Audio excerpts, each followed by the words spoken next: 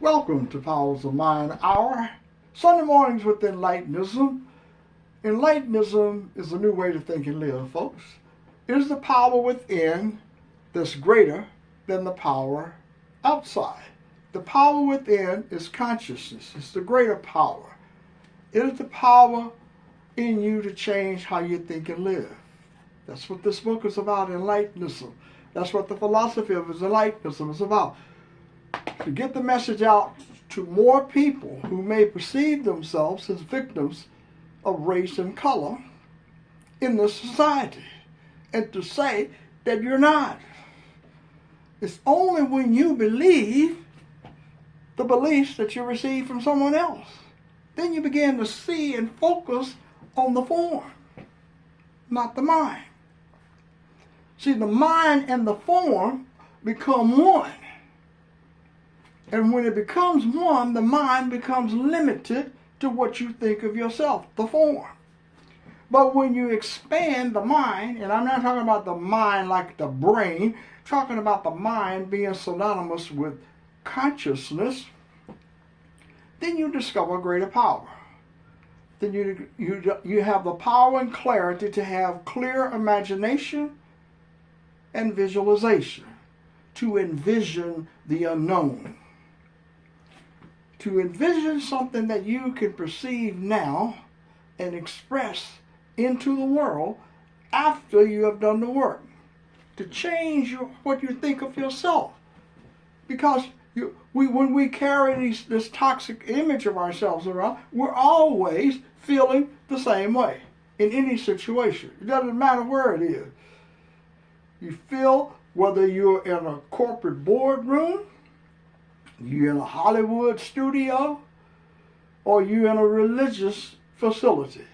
You are still aware of what? Your race and color. You're still aware of it. So how do you overcome it? Well, you overcome it like you overcome anything else. You create some new beliefs about yourself so that you're not identified by the limitations of the form. In consciousness, you are colorless, faceless, and formless. So when you perceive the form, how do you perceive it? Do you perceive it the way other people have taught you to perceive it, or do you see yourself as a powerful person? A great, powerful person. Said, I have power. I'm not dependent upon the past. I'm not dependent upon the past because the past is dead. Past has been dead a long time ago. It has nothing to do with chronological age. See, people believe things happen because if you're younger, you're more attuned with what's happening in the world today. That's not necessarily true. It's not true at all. Because you can be young and having old people's beliefs. Because they raised you. They taught you a certain way. So the only thing that you may think is new is the gimmicks, the technology, the gadgets that you may know how to operate. Computers, cellular phones, so forth. And all of this other artificial intelligence is the next thing coming along. But what about your mind and you? Who is the person that's learning the information? That's what I want you to think about today. Who is the person that's learning the information? And why are people still talking about, for example, in this society in the 21st century, this person is the first black person to do something in the society? Why? Why? Because it's coming from a mindset in the past. Where in the past, people that were my color were trying to get into society. We wanted to be the first one to so-called pave the way for other people. Pave the way for other people to blindly go into something without understanding what it is and the pain that is contained within those beliefs. Well, people don't want to think of it. Today, many in society don't even want to discuss what I'm talking about. We want it to be a colorblind society. It's not a colorblind society at all. You can ask any person on the street, who are you aware of being? You can say this is a white person, it's a black person, it's an Asian person, it's a Latino person. This is a Arab, a Jew. You can say all of those things. How do you know it? It's in your mind. And that's the way you use it to identify yourself. So if someone asks me, am I white? You know, and I said, no, I'm not. Or I say, yes. Somebody said, well, you couldn't be. You must be delusional. Because you are this person, and this is your history, and this is who you are in the society. So when we see people in this so-called colorblind society, when they interact with law enforcement and so forth, either directly at the lowest level of the police level or the highest level at the court level, they see you by race and color. I don't care what someone tells you, until you find a way to change it.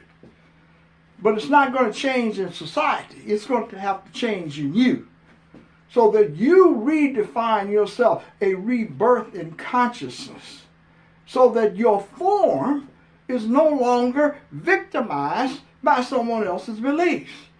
Now you have elevated your mind to uplift yourself.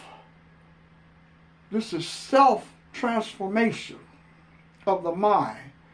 And that's what Enlightenism is about. To give you the power and clarity so that you know everything about yourself. There are no secrets. You understand who you are.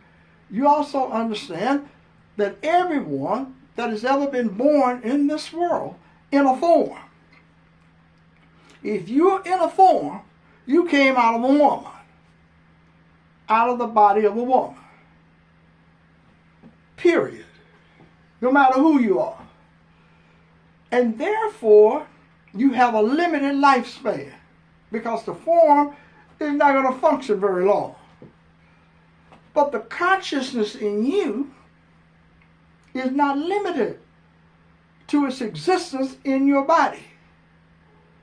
It is available for you in the body so that you can become one with the consciousness and share the power and clarity that is within you. So then you have an understanding about God, you have an understanding about Jesus, you have an understanding about Muhammad, Krishna, and all of the rest of it. What do you have? You have the consciousness that's connected to all of the people that I'm talking about, that are no longer physically present in the world. This consciousness is in all of you, folks. It's in me, it's in you, it's in everybody. And when we recognize it, we're no longer believing that we're powerless victims. And we're no longer limited to defining ourselves by some erroneous historical data or information about who we are and where we came from. And when you know that you came from the power within you, that's where you came from. See, you weren't physically there. You were not physically in the past. I was not in the Civil War, nor was I in slavery. But I can hear about it, and then I can identify with it, and then people can make my mind connect to it. But if I disconnect my mind from those beliefs and say that I am in the present, I am born whole, perfect, and complete, colorless, faceless, and formless, I have a power in me that's greater than all of the universities of the world. This power is consciousness. It's whole, perfect, and complete. Enlightenism is whole, perfect, and complete. It is the consciousness within you that's greater than the awareness of being powerless. Check it out. Check out the National BYE Society. I'm Brother Malcolm. Have a great day. Thank you for stopping by.